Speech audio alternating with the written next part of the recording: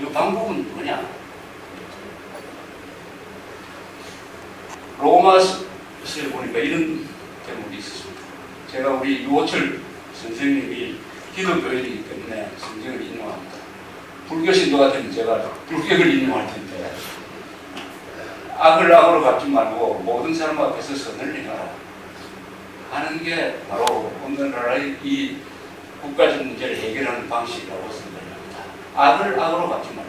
사실은 대한민국은 북한의 악행에 대해서 악으로 갚지 않았습니다. 그렇기 때문에 우리가 이겼습니다.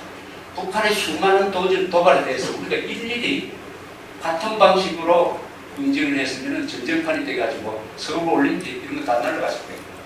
아웅산 테러 17명을 죽였습니다. 이건 전쟁 삶이죠. 그런 참았습니다. 전두환 정부가. 왜냐? 북한에 대해 보고를 하면 서울올림픽이 날아간다. 좋다. 우리는 서울올림픽을 통해서 북한 정권을 고립시키겠다. 국방정책을 써서 그렇게 됐습니다. 김현희 사건 우리가 보고하지 않았습니다.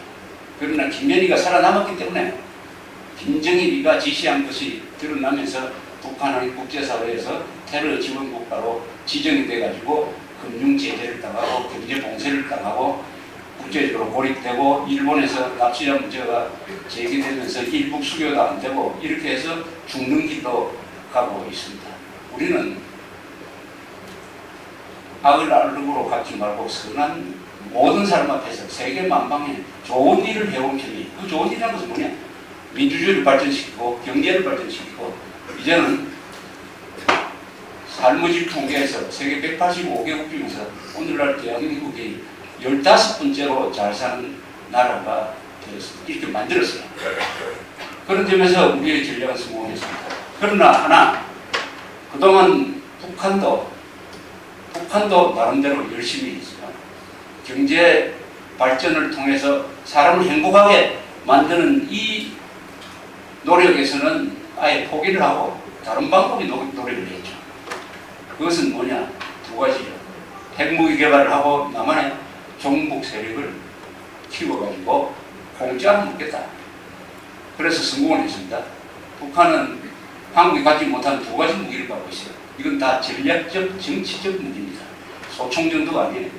핵무기를 갖고 있고 남한에 자기들 명령을 잘 듣는 잘 조직된 정보, 아주 끈질기고 이념 무장이 잘 된 종북 세력을 남한에 갖고 있습니다. 우리는 우리 말을 들어가지고 보탄만 누르면은 평양에서 데모하는 사람 10명도 갖고 있지 못해요. 핵무기도 갖고 있지 못한 것입니다. 그래서 한국 사람들은 지금 착각 속에서 살고 있습니다. 지금과 같은 국면은 영원히 계속될 것이다.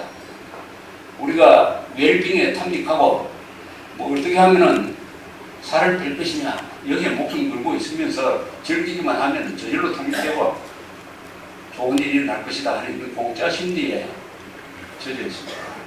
그러나 군사력과 정치적 부분에서 북한이 앞서고 있습니다. 대한민국의 미래는 세 가지입니다. 하나는 자유통일해서 인류국가를 만들 것이냐, 하나는 지금과 같은 분단 고착을 오랫동안 지속하면서 다시 쇠퇴할 것이냐, 아니면 공산화 통일을 당해가지고 야만 상태로 돌아갈 것이냐 하는 이 기로에 서 있는데, 그러나 이 상황을 해결하는 방식은 매우 간단합니다. 간단해요. 1984년이라는 소설을 쓴 조지 오웰이라는 사람은 한때 사회주의자였지만 스페인 내전에 참전하고 난 다음에 공산주의의 악마성을 알게 되었습니다. 그래서 1984년이라는 책과 동물농장이라는 책을 써서 공산주의의 본질을 알리는 불후의 명작을 남겼던 분이에요. 이분이 한 말 중에 이런 게 있습니다. 공산당과 같은 광신도와 싸우기 위해서는 우리도 똑같이 광신도가 되어야 된다고 이야기하는 사람이 있다. 그러나 자신은 그렇게 생각하지 않는다. 머리를 써야 한다 라고 이야기했습니다. 머리를 써야 한다. 북한, 남한의 종북 세력을 상대로 할 때 어떻게 머리를 쓸 것이냐. 또 이 사람이 이런 이야기를 했어요. 거짓이 판치는 세상에서는 진실을 말하는 게 혁명이다. 거짓이 판치는 세상에서는 진실을 말하는 게 혁명이다. 이 공산당, 종북 세력 가장 치명적인 약점은 거짓말 집단이라는 겁니다. 모든 것이 거짓말 위에 서 있습니다. 지금 진보라고 부르지 않고 종북이라고 정확하게 이름을 부르니까 한국 사회에서 많은 변화가 일어났습니다. 종북이라고 딱 급소를 치니까 아주 수시에 몰렸어요. 종북이라는 말을 무기로 했기 때문입니다. 그동안 진보라고 불러주니까, 빨갱이를 진보라고 불러주니까 우리 언론이 진보가 컸습니다. 그러나 정확하게 종북이라고 불러주니까 진실의 포격을 당해가지고 지금 들끓이고 있습니다.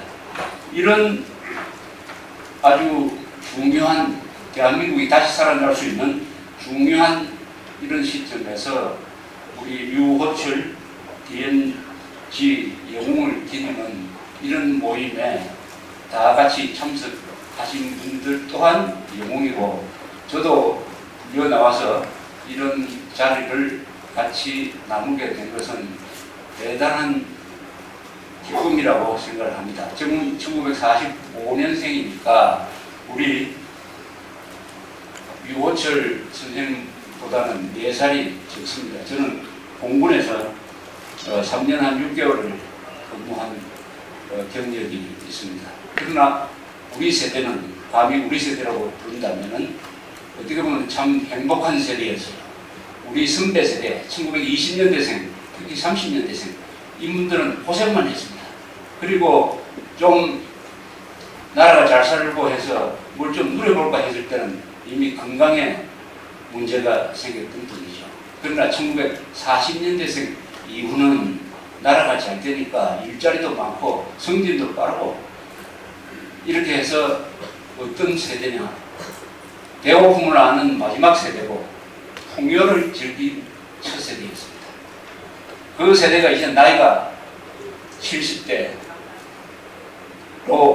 접어들어서 이제 유호철 선생님 아까 말씀했던 대로 한 시대의 정언자로 남게